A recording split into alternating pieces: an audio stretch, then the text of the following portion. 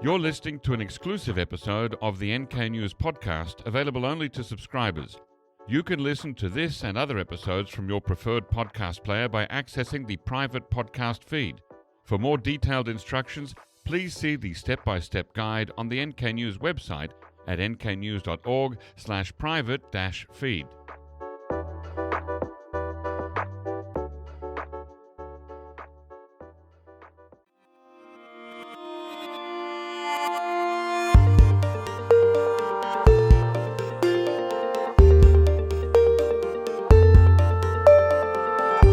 Hello listeners and welcome to the NK News podcast. I'm your host, Jacko Zwetsloot, and this episode is recorded in the NK News recording studio on Wednesday, the 25th of June, 2025. It's the 75th anniversary of the start of the Korean War.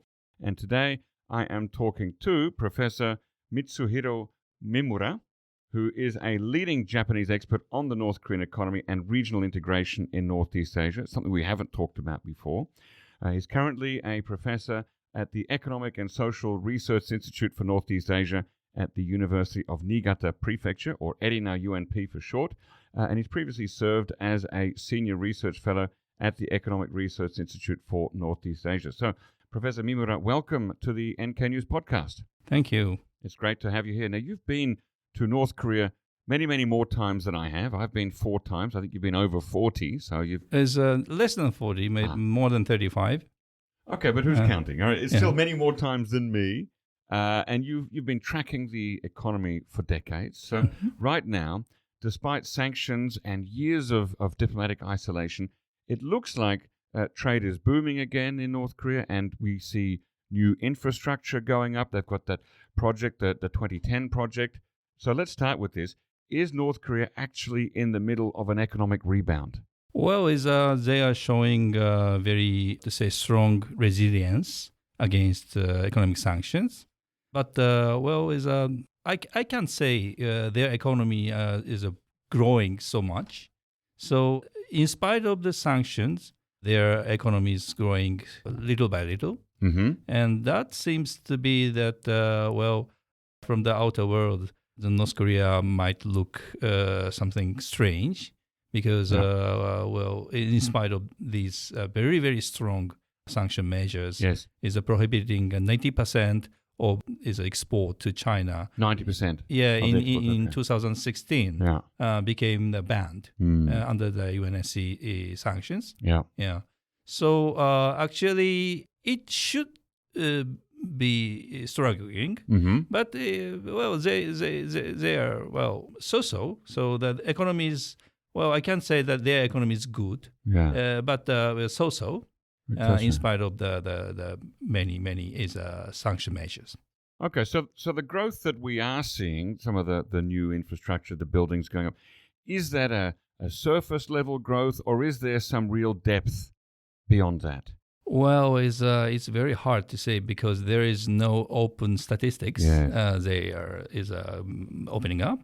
So, but at least they have some steel and cement to build his apartments in Pyongyang, but also do they make their own steel and they make their own cement? Yes. Okay.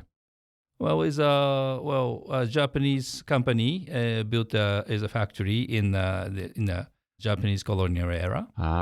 And then it was destroyed by the Korean War and then rebuilt again. Right. So they have a good iron mill in Chongjin and also in Hwanghae-do. Okay. Yeah. Right. So you just mentioned how hard it is to make any kind of analysis of the North Korean economy. When were you last in North Korea? In August 2019. Okay. So, about 6 months before North Korea shut down for COVID. Yeah, actually, I was planning to visit Pyongyang in the middle of February 2020. But my visit was canceled 2 weeks before my visit. So how do you track the North Korean economy now when it's almost impossible to visit and with no open statistics? How do you look at it? Well, is looking at their, not the statistics, but they report yearly governmental budget. Yes. And we're looking at that during COVID period. the growth rate of the national budget was very low. Right. So, but now after 2013, 23, the speed got a bit faster than the COVID period. But actually, looking at the trade statistics of China. Hang on, just before you go to China, go back to the budget figures. Can you give us any idea of the percentage growth in the budget in the last couple of years after COVID? Okay, so during COVID season 2020, 21, 22, the growth rate was like 0. some percent. Okay, so very, very low. Yeah, very, very low. Right. And after that, it became some 1 some percent. Okay, so we have some modest growth in the size of the budget. Well, looking at the size of North Korean economy, 1-2% is a development, is very slow development. Okay. So if it is some U.S. economy, Japanese economy, South Korean economy, the 1.5-2% growth is very big in figures. Thank you. Okay, so so relatively speaking, given the North Korean conditions, it's a low rate of growth. Okay.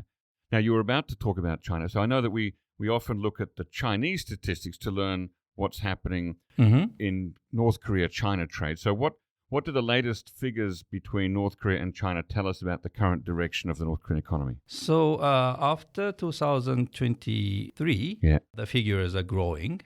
But, maybe there is some glass ceiling of China DPRK trade because of the UNSC-related sanctions. So the figure didn't go up. Well, is a return to the figures before 2016. Okay. So, because many of those sanctions began in 2016. 17. It was 16, there were resolutions were made, and actual is a decrease in figures started 2017. Yeah, okay. So, for example, the United Nations Resolution 2371 passed in August 2017. That's the resolution that banned all North Korean exports of iron, coal, lead, and seafood, correct? Yeah. So, but I think, if I'm not mistaken, we hear that North Korean coal exports seem to be increasing. Well, that is an official export, right? Okay. But can we see, do you have any idea about the size of North Korean unofficial coal exports or iron exports? Well, as for iron export, the figure might not so big, and as for coal, as North Korea started to export coal to China, they started to do so very fast in 2011. And looking at the size of export, maybe some 1 million ton, a year or 2 million ton a year is quite possible. But actually, Chinese government is also, controlling is unofficial trade. When you say controlling, you mean, is it restricting unofficial trade? Well, it is, a kind of, is illegal, is an economic transaction. Right. Yeah. Because of the sanctions? Right. So does that mean that the Chinese government is preventing completely open trade of coal? So basically, they do not allow Chinese company to import coal from the DPRK, but some companies, smuggle it. Right. Okay. Yeah. Sometimes ship-to-ship transfers. Well, since the amount of coal China is importing are so huge. Yes. So some thousands of tons, thousands of tons of coal import to China seems to be very small. Okay. Yeah. But on the other side, how important are coal exports to the North Korean economy? Well, actually the money they receive is not so big, but actually I estimate 60 to 80% of the export price of coal is the cost for North Koreans to export coal. And that means that the 60% to 80% of money exported to China goes into this domestic, market or domestic institutions. Okay. And so actually exporting coal to China has a big spillover effect to North Korean domestic economy. A spillover effect? Yes. So okay. That means that if as a coal mine want to produce coal, then they have to hire people. Yes, to miners and also a lot of people doing selecting as a coal and also is a canteen and also apartments. Yep. So there are so many people receiving money from export of coal. Yeah. So in a way, the North Korean, can we fairly say that the North Korean coal industry is being kept alive by unofficial exports to China? Curious to hear the rest? Become an NK News subscriber today for access to the full episode. Head to nknews.org/join for more information. If you're already a subscriber to NK News, you can listen to full episodes from your preferred podcast player by accessing the private podcast feed. For more detailed instructions, please see the step-by-step guide on the NK News website at nknews.org/private-feed.